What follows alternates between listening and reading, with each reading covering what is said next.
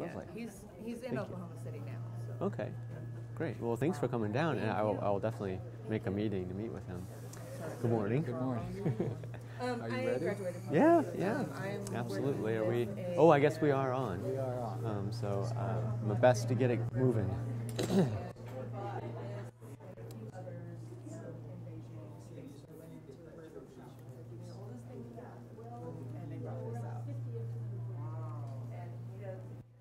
morning. It's my pleasure to be able to introduce this Beyond Our Walls talk, which will be by Professor Jonathan Stalling. Jonathan works at the intersection of Chinese and English languages, literatures, philosophy, and culture through several interdisciplinary points of entry. He wears several hats. You'll hear about at least a couple of those hats today. He is the curator of the Chinese Literature Translation Collection and Archive at the OU Libraries. He's an associate professor of English, specializing in East-West poetics, comparative literature, and translation studies. He's also the editor of Chinese Literature Today magazine, founder and editor, I should say, and the related book series. He's also the founding co-director of the Mark Everett Poetry Series, which brings national and international poets to OU. Dr. Stalling is the author of several works and has served as the editor of Chinese Character as Medium for Poetry and a forthcoming anthology of Chinese novellas. As translator, Stalling's book-length collection, Winter Sun, The Poetry of Xi Shu, was a finalist at the National Translation Award in 2014, and I'm sorry for my very butchered pronunciation. Finally, Dr. Stalling is an inventor with patents pending on a Chinese character-based system of learning English phonetics embodied in various software platforms. We're grateful to have him here at OU. I'm particularly excited for him to give this talk to this group because I want to have this opportunity for him to be able to demonstrate, I think in very concrete and, in my view, very exciting ways, the connection between his work and avenues that the library is rapidly moving. And I think he represents one of those bridges in many ways between different worlds. And it's exciting when one finds those abilities to be able to bridge different worlds. And he does that in a number of different arenas. You can see the title of his talk, Beyond the Translation, Archiving the Life Worlds of Chinese Literature in the West. Jonathan, we're delighted to have you here. Welcome. Wow, thank you. Thank you so much. Thank you, Dean Luce, and Carl and John and David and so many other colleagues here at the University of Oklahoma Libraries. It is my pleasure and honor to give my inaugural presentation on the archive, which was established officially at the beginning of this year, although we've had several years of background building. Let me know if at any time you need me to change the volume or anything else. So I wanted to point out the particular use of the article in the title, documenting the life worlds of Chinese literature abroad. The "the" here, or the "the" of translation, is pointing to the artifact of translation, right? The book that you would get at the library or the bookstore that has this, this article that points to a singular artifact. And I believe that translation archives will change that to an "a," so that we have a translation, right, among a continuum of different artifacts that help us understand the process of translation is not a source text to a target text, but a continuation from source text to the target text, all of which offer us valuable material for the study and even pleasure of world literature in translation. The translation archive right now has two portions. There's a front room in Monet Hall, serving as a place to meet and greet guests, to show some of the crown jewels, and I'll be presenting some of those jewels as we go through the lecture today. The founding of the archive has several different points of origin, but one of them is a way to reconceive what we had already established in the last decade at the University of Oklahoma in Chinese literary studies, which is to say, a mere decade ago, we did not have Chinese literature today. We did not have literature professors in Chinese. We did not have the Newman Prize for Chinese literature, right? We did have world literature today, which covers, obviously a far wider range of translated materials and untranslated materials. But we did, in other words, we built a great tree with wonderful resources, but did not have a history. So the archive helps us build a history retroactively. In other words, it provides a root system which can support that tree and fruit of the magazine, book series, and the literature students that we're now recruiting, and obviously the Newman Prize. So that's the idea, that we needed something so that it wasn't built on sand, but something institutional that would hinge Chinese literature in terms of its intellectual property to this university for decades and even centuries ahead. And archives do that. So what is a literature or a translation archive? Well, it's very similar to an archive of other literary producers. So as a literary scholar, whenever I'm writing an article or a chapter on a figure of import, I will usually go to the archive, whether it's in the Beinecke at Yale or whether it's at UCSD or other library holdings. I will go and I will look at the letters of that poet or that philosopher. I'll try to understand the other publications that he or she may be involved in or reading. I'll try to find, as it were, even their personal writings on other people's published materials. So in other words, they'll write in the margins of important books, and there you get kind of better access to not only their own notions of kind of forming the ideas that later become canonical in our study of literature, but we also see what ideas are circulating within that period. We can understand not only that work of art or that artist's work, but the whole of the period. And for many literary scholars, we have to do that in order to prove not what their intention was, but to show how cultures and big ideas happen, right? Through the kind of circuitry of any given period. How do you do that without the materiality, of the text to study? It's just guesswork, right? You would just have that book of poetry by Yeats, but you don't know anything more than what he produced on that page. So you want to see the draft material. You want to read the correspondence. You want to read the articles, etc. Translators, unfortunately, have not been collected in the same way that poets and artists and authors have. And I will show today that I think that is a grave oversight, and that once we do collect these materials and render them searchable and secure them from their peril of being lost, which is to say, these letters could just disappear at any time. Translators may not keep them, or they might lose them. In literary history, a really important aspect of world history can be lost for all time.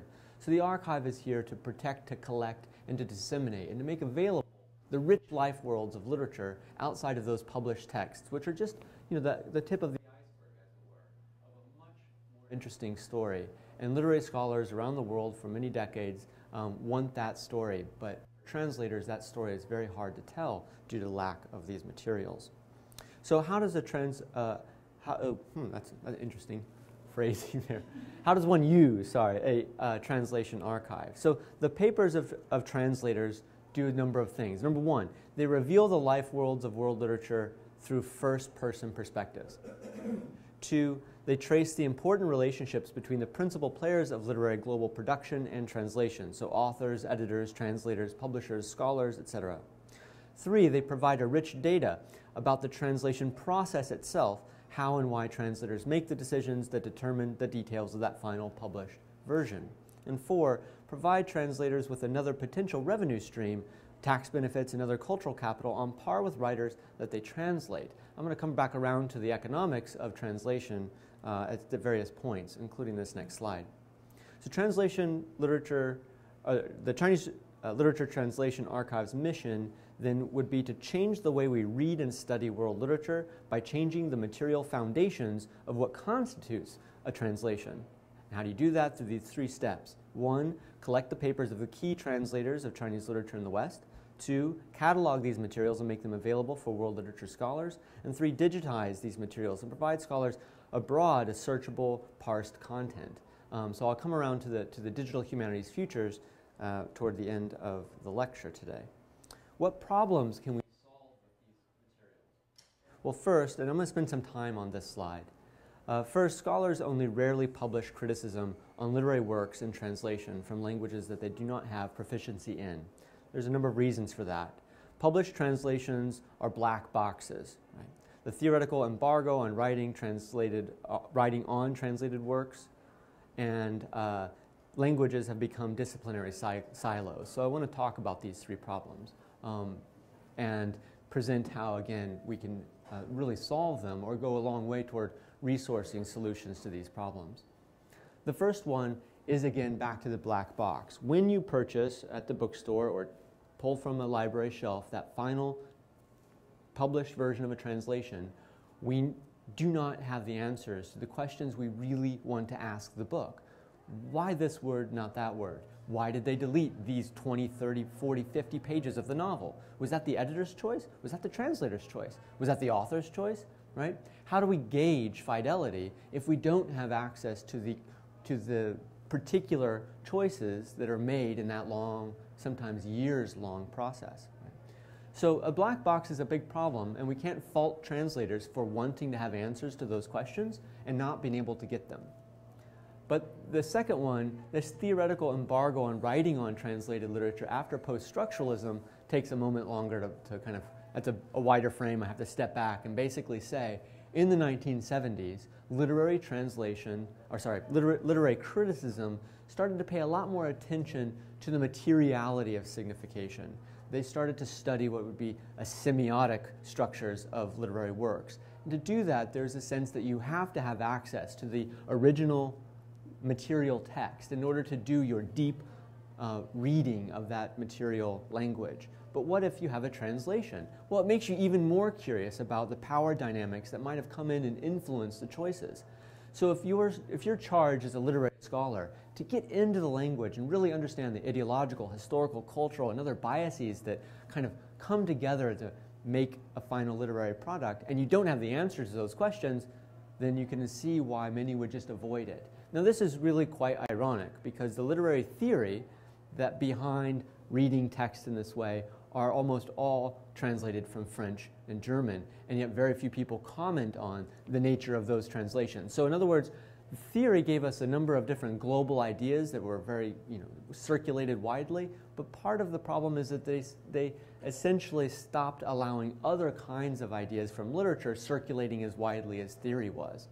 So, translations in the 1950s and 40s and so on, maybe in a different period of literary criticism, where perhaps existentialism was more important than post-structuralism, questions of existence or meaning of life, etc., were critically interesting to translators. They would read from the German, the French, Spanish, etc., and they would be, wanting to get at the literary ideas that are inside the texts, right? And so they would be more likely to publish on books that they've read in translation. That becomes less and less true the more and more literary scholars are paying attention to the materiality of signification. So this is just to say that there are various reasons in literary criticism where it's really almost taboo to write on a literature that you don't have access to, or at least reading proficiency in that original language. And that leads us to the third problem, the problem of languages serving as disciplinary silos. Right? So silo, like a grain elevator, means that each of the world's literatures are studied principally in the departments with specialists in that language background. They teach courses to students also with an interest in that language as their primary area of study. What this means, unfortunately, is that in a literature department like my own at the University of Oklahoma, we might teach our graduate students how to read texts from Nigeria written in English, or Kerala, India written in English, or the Caribbean written in English, with very little access to the historical, cultural, ideological, metaphysical systems that undergird that literature, but they have access to the source language, right? So we feel very confident we can teach these texts to our students, to teach to our undergraduates, and therefore Anglophone or English literature on a global scale becomes world literature. Now, how did this happen? Again, it happens right here at the level of what our scholars feel comfortable studying and publishing on. That determines what they're willing or capable of teaching their graduate students, to feel comfortable and have agency to teach undergraduates, and so on. And if you look at the shift in the canon from world literature to Anglophone literature in terms of just composition courses and so on, you'll see that the Anglophone texts are far more popular now than translated texts. And part of that has to do with the fact that people don't know what's happening on the other end of that black box, right? So access to the source language is a problem, but I don't think it has to be one that will prevent huge civilizational literary bodies like Chinese literature from having a wider audience in the West, right? So I don't think that we can expect sinologists, that is, scholars of Chinese studies, to be the only ones who are teaching Chinese literature. When you have over 200,000 books published each year in China, you're looking at this ocean of data, ocean of cultural materials. So few are being translated, and so few of those are ever being taught, and who's teaching them are in these disciplines that are language specific. You see this huge amount of data coming through a straw, right? An ocean in a straw, right? So we want to find a way to not, as it were, ignore the problem of translation, but to resource solutions to the problem. And that's what this can do. The next one is to talk a little bit about translation theory. So translation theory is a love of mine. At the core of translation theory often is a question about whether a translator should take the translation from source language and bend it closer to the language and culture of the target language, right? So let's say we have a name that doesn't really register, an idiom that isn't in that target text or that target language. Well, we'll go ahead and come up with, it's water under the bridge. That would be a domestication, rather than something talking about holding a snake by the tail or something else that wouldn't have that cultural meaning. So that's an act of domestication. It helps us let cultures communicate more smoothly across that divide.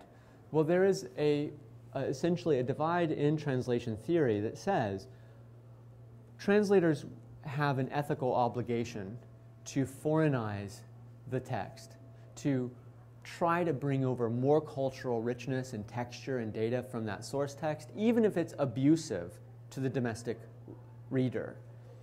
In other words, maybe you don't understand that idiom, but at least it's new and it makes you curious about, why do I not understand that idiom? Okay, here's why that's good. It gives authority and agency to translators, because translators then can make these decisions. Problem is, it's not true. Ultimately, it's the editors and publishers who make that decision. So if you're a translator and you want to bring over all of these textures, right, from one language to another, your editor will say, I'm sorry, but I don't think we can sell this to the American reader. It just doesn't, quote unquote, make sense, right? It's not fluent. And so often the marketplace will demand domestication. So the translator must go back and revise those textures into something that's much more easily disseminated and enjoyed in an English language context, or whatever the target language is. Okay, do you see the problem then is that the translators are blamed for this. Again, black box. Oh, that translator just erased all this culture, a form of cultural imperialism, to just erase all this data and replace it with the domestic. It's a kind of McDonald's homogenization of global cultures, right? So translation is blamed as a part of the colonial process of homogenizing and erasing cultures. Now, translation has a sketchy past and obviously has been a big part of the imperium of colonialism. However, to blame the translator for decisions that the market makes is untenable, in part because translators make so very little. They're way under the living wage. So translation, the last 3 and 4 points are very important for translators. Number one is many universities do not grant promotion and tenure criteria, right, as to translators because it's not does not constitute original scholarly production. And the fourth is it's very difficult to get paid for translation. And a literary translation of a novel, for instance, the next novel by Howard Goldblatt, which I'll talk about briefly, which we'll publish at the University of Oklahoma Press, has taken him over 16 or 18 months. Liar's book that I'll be talking about is now in its 4th year. Scherger's book that I did took 5 years, right? And usually your pay will be nothing. to maybe $20,000 for that amount of time. Okay, and these are professionals at the top of their game. So, and that continuum is something I believe can be actually helped, not fixed per se, but helped when we start to value the continuum of information that we can collect in an archive. So imagine a translator doesn't just turn in that final book to the editor, but the final book goes to the editor and an archive comes to a research library for every novel. That archive will have documentation that shows the editors, the editors and translators and authors' correspondence, but annotated drafts that explain the different troubles and negotiations and ideas that editor or that the translator has throughout the whole process. That constitutes original scholarly research. And the acquisition of a research library of that material is also, therefore, legitimates that as a contribution to the cultural history, and therefore, I believe, can be used in the future of the promotion and tenure metrics. So I believe that if we can collect these materials, we can start to shift this 1 through 4 in different ways. So I'm going to talk, obviously, the whole time a little bit about how these problems are addressed. But to do that, I want to get off that slide. So this is a recent book I just published this last summer called Lost Wax. And what I did is I have a poem here. This is mine. And then I invited 8 translators to translate that poem into Chinese and then into English again, color coding all of their different choices, right? And showing, of course, in every poem that all of these choices are legitimate and interesting and beautiful and so on, but that ultimately translation is this indeterminate, very personal work that, not unlike literary production itself, that is always, not, the phrase is lost in translation or translation is impossible. It's quite the opposite. Translation is the multiplication of possibility. This is the nature of translation. Right? So many different variations. It's not impossible. It's just so possible that it's overwhelming. Right? And so by creating a space like this, I wanted to kind of prove, as it were, that when we are studying or teaching or thinking about translation, we need artifacts like this that people can look at, to actually visualize, and spend time with the aesthetic dimension of these indeterminate outcomes, right? Because only when we can see it, hold it, study it, feel it, does it exist. And that's the problem. Translators do all this work, but it doesn't yet exist because no one's reading it, right? So this kind of ephemera is very fragile. And if we don't collect it and put it in front of scholars, it won't really exist at all. And people will continue to think of translation as a one-to-one correspondence, which of course is naive and harmful. Here is, I got this just this last week. This is an update from the translator of Li'er's Huaqiang, a very important novel of meta-history. And what she's done is she's going through and she's making all of these notes on the text, right? So here, not meant for public consumption becomes, is it not meant for public consumption, or is it not fit for it? And then here's the difference between the two. Here's the original Chinese. Here's the struggle that I'm having, right? Over here, these are long discursive thoughts about different issues in the text. So you'll have at the end of this publication two discrete kind of productions. One will be a commercial product, right, a commodity, this important novel. The second is a deep archive that will show that rich continuum of interaction over the many years that she's been working on this novel. Right? That's ultimately what we're trying to produce here. 2 months ago now, our first professor came in working in the archive, produced a public lecture on Yang Jiang, who's now 104. Helen Xu, I'm just going to run through it, show again some of her findings, looked at this short novel by Yang Jiang, translated by one of our holdings, Howard Goldblatt. That novel, here's Goldblatt here, with Joseph Lau and C.T. Xia, and let's see, I'm not sure who we have here. Anyway, she found a long history of correspondence between these different figures, richly detailing all of the choices Howard's making at the beginning of his career about why choose this and not this, and and if you want to go back, you can. That whole lecture is archived on the web. You can listen to it, but I wanted to point to this. This slide is very stunning. That is the published novel, right, in binding, and those are the letters, only the letters, not a draft, right? Letters between the editors and the translator, right? That is what we're talking about when we say literary history. I mean, again, history is ephemeral and can be lost if it is not artifactualized in time to be able to be passed down and studied.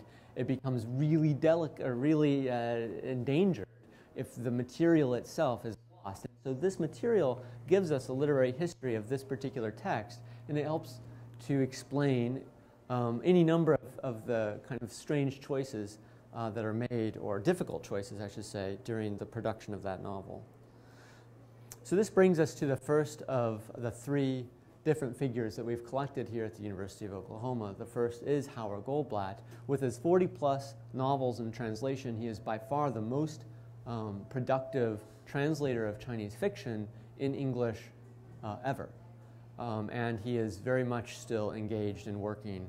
And he gave to the University of Oklahoma not only his papers to Mo Yan, Alai, Jia Pinghua, and many other of the A-list of mainland China, but also Taiwan, Hong Kong, Singapore. He sits, as it were, in the middle of the sinosphere between different groups of literary producers that would normally not really circulate among themselves, and thus show, as it were, a certain kind of circuitry of Chinese literature that you wouldn't be able to find from a scholar or a figure in any one of these places on the globe.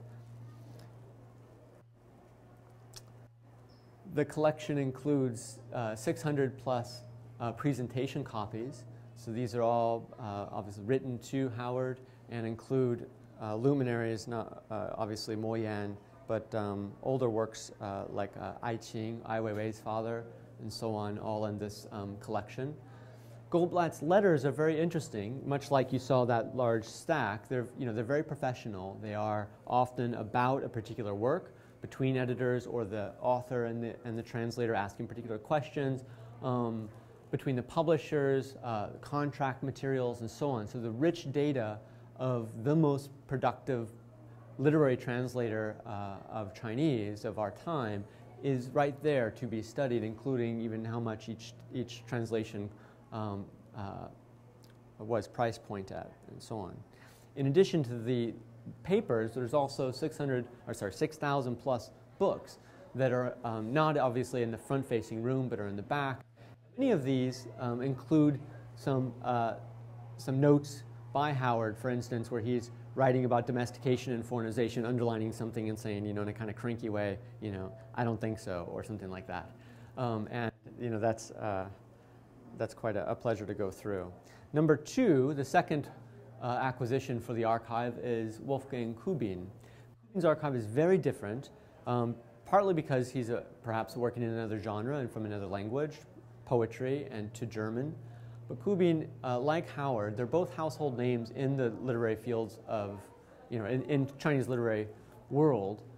Kubin became rather infamous, I suppose, in the maybe about almost 15 years ago, when he started to take a more public stance on issues of editing and literary quality in China, and came out with what many scholars later called the garbage thesis, which is that a lot of Chinese contemporary fiction is quote-unquote garbage.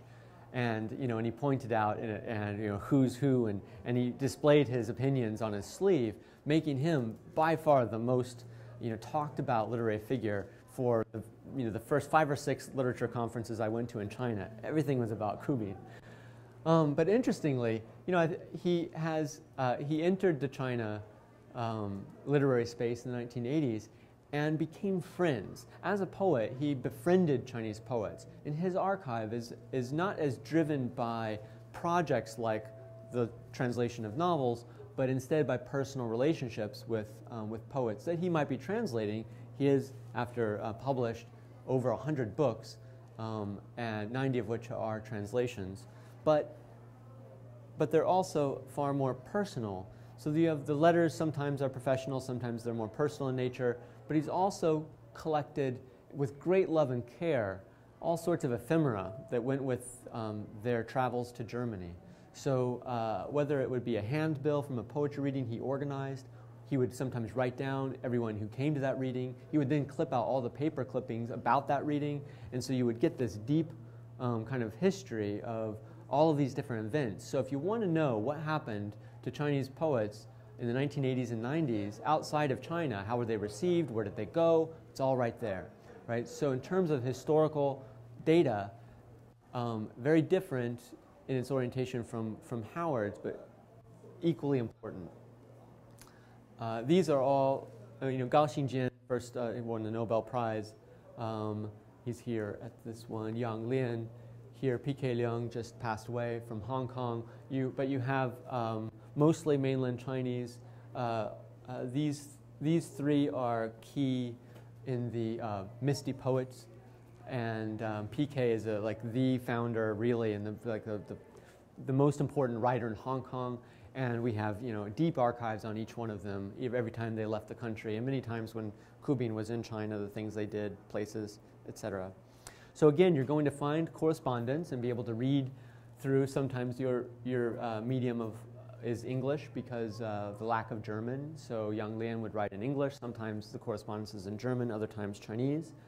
Draft material, you can see the various variations of Ku Bin's translations, and if you want to have a better understanding of the choices he's made, these are the kind of content.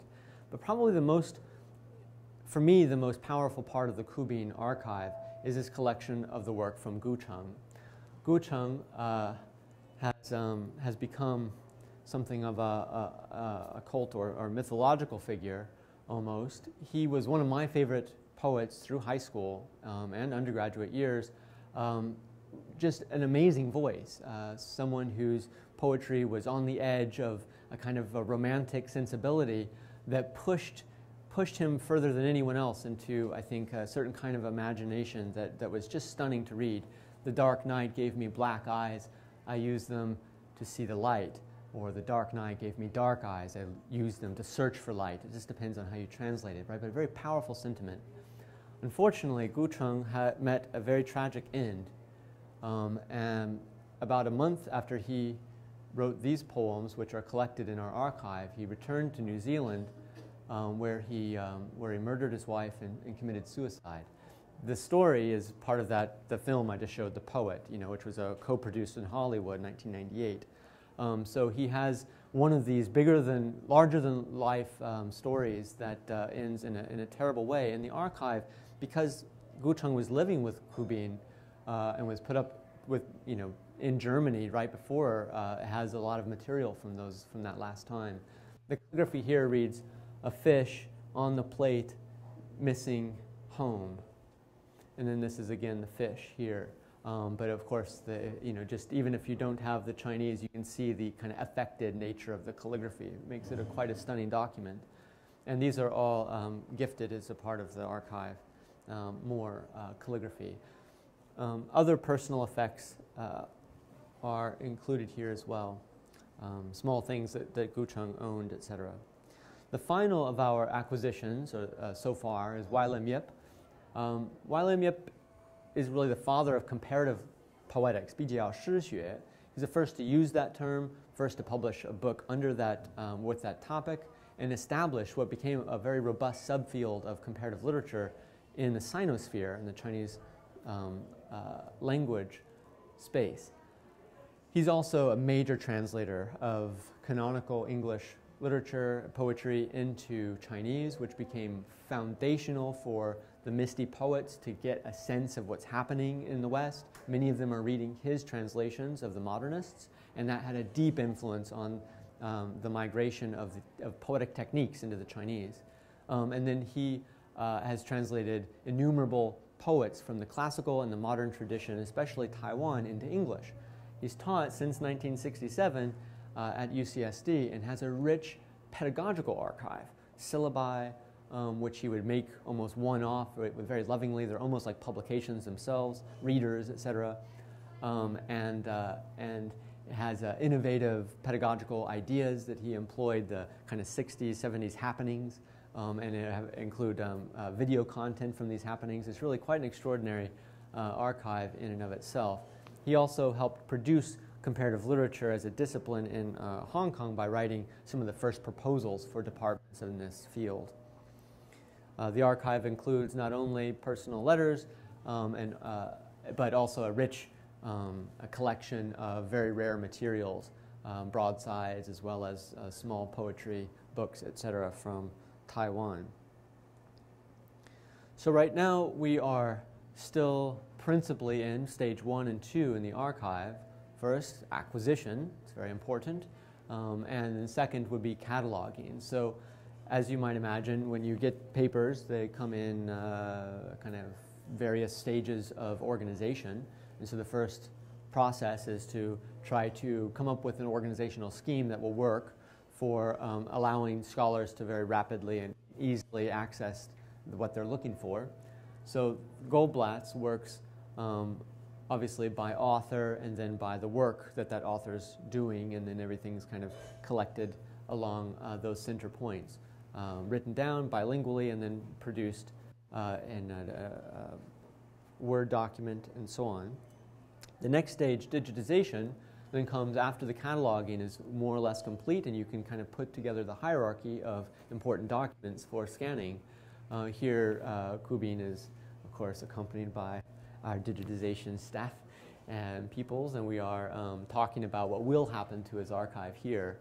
And of course, that stage will come in time. I wanted to leave time for Q&A, substantial time, but I want to play something for you here at the end. And it'll just take 1 second to establish. This is a interview I did with Howard Goldblatt and his wife Sylvia at Asia Society, I guess about a year and a half ago. It's just the last part of that, summarizing in part the vision of the archive here at the University of Oklahoma. One of the things I do at the University of Oklahoma is building the Howard Goldblatt's papers archive, and so I get to sort through the correspondence that Howard's had over the last 30, 40 years with authors from Taiwan, Hong Kong, mainland China, and I think to myself, there's probably not another individual who's ever had conversations across the Sinosphere in the way that Howard has. And each of the letters are passionate, exchange of ideas around a particular project that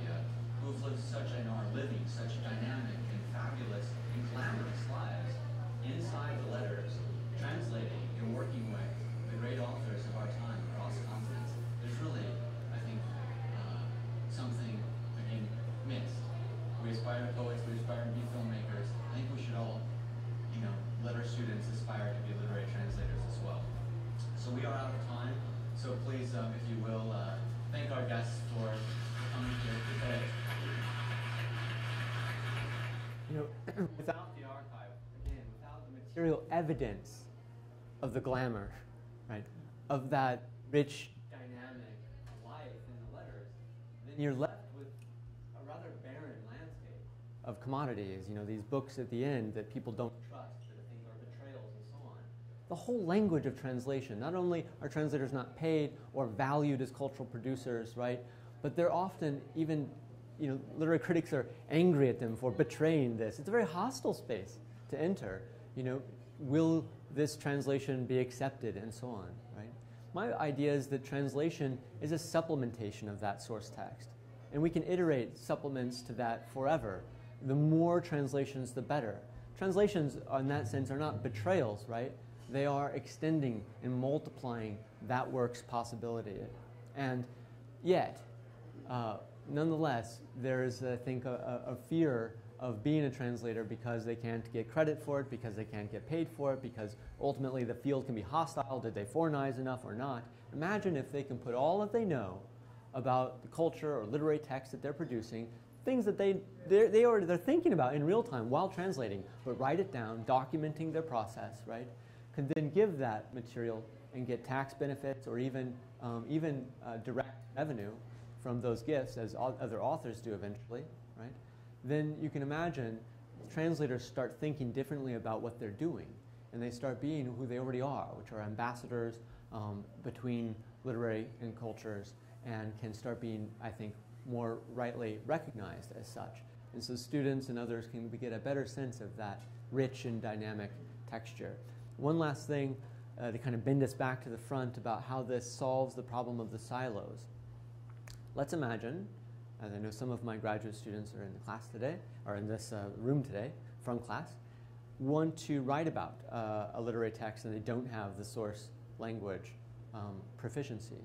Well, what if they could go to an archive and could cite draft material and correspondence, right? That rich semiotic field, all of that data that they can marshal, gives them the rigor they need to enter into disciplinary discourse, you know, within Chinese studies. So they can come in, even without Chinese, having access to this kind of data, they'd be able to proffer their arguments and support them with, you know, their claims with concrete evidence, right?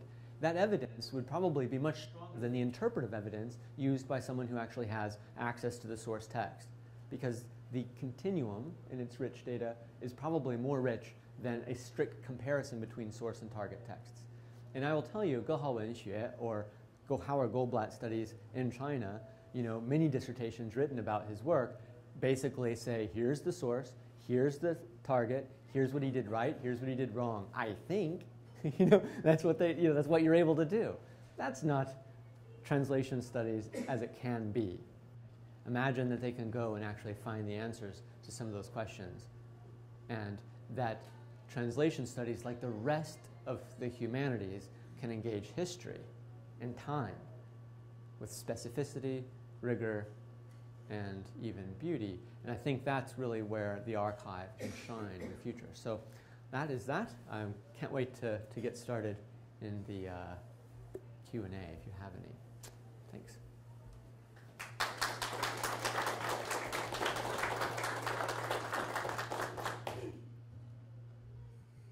Yeah. Do you think that maybe the low pay grade is like directly correlating with how little visibility of what translators do? Like, do you think that's maybe a direct correlation, or has Yeah. something to do with it? Well, it seems to be true in other walks of life. I think it holds true here as well, right? That essentially labor is valued often by how it's perceived. And if it has greater cultural capital, it could have greater financial capital attached to it. So clearly the archives, you know, that translators will be able to cultivate, I believe, and give over to institutions like our own may not be worth anything in a sense of revenue immediately. But as soon as scholars start citing those archives, then they become as valuable as other literary producers. And then in time, then these would be, you know, as expensive to acquire as others, right? having said that, I also believe that there's probably even a commercial possibility for translators to have kind of the DVD extras of the book, you know, that even publishers might want to have, as it were. Some of the more interesting tidbits that were negotiated in the text online. See, the thing about the digital churn is that we can house all text, everything, right? So translation could have literally 100 iterations, right? But you just save track changes, open it as a new document, right? The thing is, you have to teach the translator to create something worth something. So if you don't document your process, then it's worth very little. The more the translator engages their work as, you know, a kind of step-by-step process, the more they can artifactualize the process, the more it'll be worth. So I believe that Cindy Carter's translation of Liar's Coloratura, or Truth and Variations, that novel, which is all about the documentation of history in China, the faux documentations filled with fake documents. So we have this documents, you know, on her process. That, I think, is a very valuable cultural product.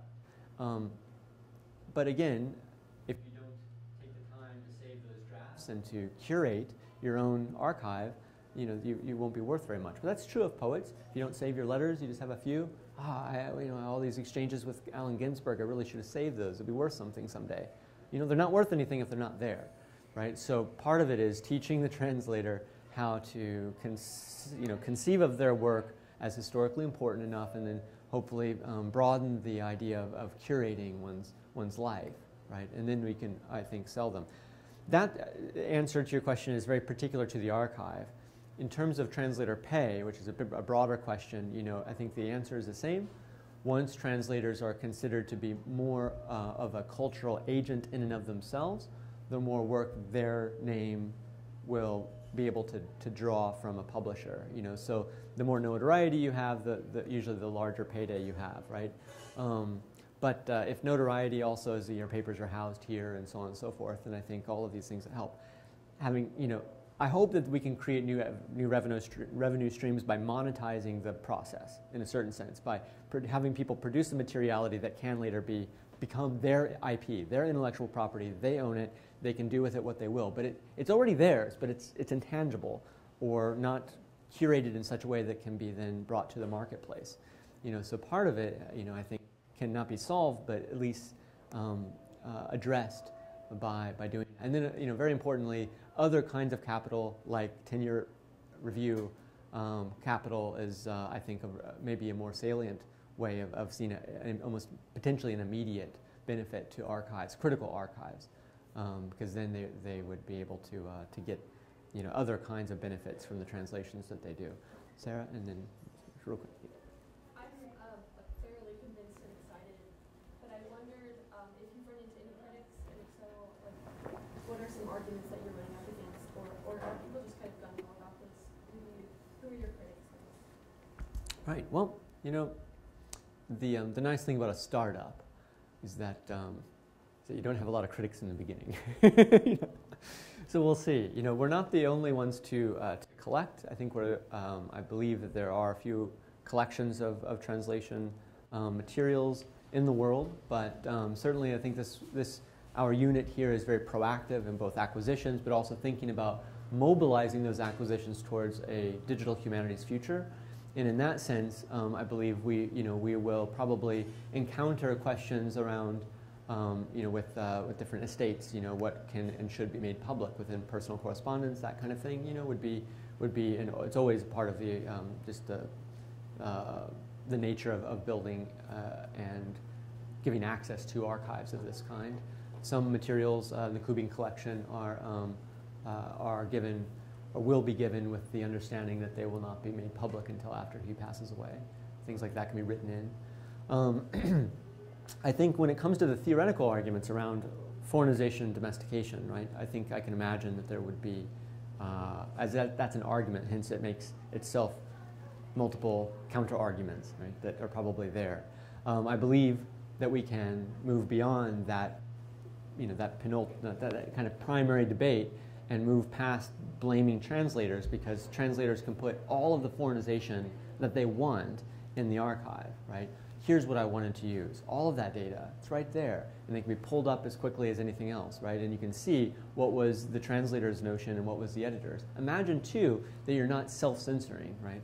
So you're not already editing yourself as you think your editor will make you do. And then you would really be able to foreignize even more. But you know, I guess the argument there is that that archive version might not get out to the wide public. But 3% is the number of published works of translation in the U.S. market. 3% of books are from translation. And of that, a much smaller degree is literature, and of that, a much, much smaller degree is Chinese literature, and so on. So when you're dealing with such a fierce competition to enter the market of the average reader, domestication, from the point of view of an editor who asks people to domesticate all the time, in my own editing process is to try to make that work accessible and readable, and then to entice people to further study, right, to engage more. So translation is not the end, right? It's just this, it's an invitation for more critical reception. And by the way, here are the resources you can use to get there. I think that's a much better way of thinking about the problem than has been proposed before. So I'm arguing against people who haven't made arguments yet. Those are some that might be made. Thank you for your wonderful presentation on these intersections between the materiality of the archive and the digitization of the materials in order to make these processes visible and how that might enhance our understanding of what translators do in society. I have a question, because coming from Europe, I've obviously spent some time there before I spent a quarter century in this country. But I've bumped into people who are full-time translators, and they've spent some time at this translation house in Luren, Switzerland, where up to 10 fellows can spend time basically on translation fellowships. It's a UNESCO site and so on. I know that's something unreachable in many aspects for most Americans to even consider. But perhaps I am so distant from translation studies here that you can give me some pleasant surprises here. But maybe there are models to which you and your archival concept are now aspiring toward within the American context. So for example, what about visiting fellowships that can be for translators, where they can spend a year as fellows appended to this archive once it's started to grow and establish itself? Maybe just one fellow a year to begin with, maybe two for shorter periods of time. The Black Mountain Institute at the University of Nevada, Las Vegas focuses on writers in exile. It pinpoints a very specific kind of creative writer who very much needs to get out of the country they're in right now for obvious political reasons and be a fellow appended to the Black Mountain Institute. I'm just suggesting then that maybe there's a vision that's already in place somewhere in this country that we can sort of say would be a good model for the future of your archive as it grows, and can maybe fuse some of these issues where translators are in need. They need more recognition, they need income, and to be able to have a residential fellowship would be a wonderful way to go, even if it's just very short, with the growing status of this archive making it make sense for them to do so. Right, well, that's a great suggestion. And yes, there are organizations that do bring authors and translators together to work with fellowships in Vermont Art Studio and others, and even some that are targeted specifically to Chinese. So we do have some institutions that would be a great place to, as it were, not necessarily write in a condition, like a contractual condition, that their process be documented, but it's more about maybe going to such places and saying, here, if you do this, then we're able to do this with what you make, right? I find that the mission of the archive in part is to educate, right? Translators as well as scholars. You want to educate scholars to give them the desire for something they don't have. So that can be a kind of demand. And then the supply can be generated because there'll be a demand for it. So scholars need to want, wait, I want this. Where is it? How do I get it? Where, and if scholars are unhappy, as it were, that they're unable or unlicensed to do world literary studies in a particular way, I think they'll create more demand for their research institutions to collect, et cetera. Okay, so that's one, education, and the other is to give it to, here's how translators can and should document their work. The best way to do that, as I believe, as a kind of following the lean startup model of entrepreneurship, is to create proof of concepts, to circulate, these minimal viable, productions, if you will, not a product per se, but a kind of production. And then if that, as it succeeds in producing better scholarship, such as Helen Hsu proved, as it were, I think a month ago, then you will, as it were, be able to scale. So the first step is to collect IP, right? So get your intellectual property. So that's what the archive does by creating, by acquiring these deep historical archives, and then connect with newer entries into the translation world, like Cindy Carter, and employ her actually to create a documentary of her work inside the book series that I curate, right? And then you're able to have that material, and again, entice the scholar to come. They produce something out of it, and you prove the viability of the market. That there can be a kind of monetization of the document. And I believe that that's the method I'm employing is that startup method of stay lean, try not to cost anyone too much, right? Try to not ask too much of your translators. Try not to ask too much of your institutions, and so on, until we can prove that it works. And when we do, we don't have really to do any more work. The market should create the demand that we would help produce something for, to satiate this new demand for greater literary historical documentation. I think that will work. So within a few years, if that doesn't, then obviously one way of scaling is to partner with larger institutions, right? Maybe trans-institutional spaces like translator workshops, and then you can get more material and kind of, obviously the missions more or less come together. They have they serve a single goal to promote literary translation. So as you scale, then greater partnerships are possible. So that's the backbone. So it's digital in a number of ways. I think one is obviously that the endpoint is to digitize and create parsed databases that can be accessed by the primary user, which are Chinese scholars. Translation studies in China is a very robust field. Comparative literature is a very robust field. The figures that we've collected are very important, and scholars will use this work, which will increase our metadata that people accessing and citing the University of Oklahoma materials, other institutions as well as their own will see the value in it, and will continue to produce and support it. So I think that that's the way I'd like to go forward, rather than grant forward. Write the grant and then kind of start with a lot of money top down. This is very much start with at the basics and move forward in that lean model. So we'll see. I have no problem with making partnerships with these amazing institutions as we go forward as well, and I hope they'll actually seek us out, equally. So thanks for the question. All right, so I think that is probably right on the money, as it were. So thank you again for coming, and thank you all in the library for the support of this work. Of course, the sort of lean startup model that I'm talking about does require extra work, not extra pay, and so on for a lot of us that go through and doing the cataloging work, et cetera, is a grind, and will continue to be so. But I think it'll pay off in the end. So, thank you again.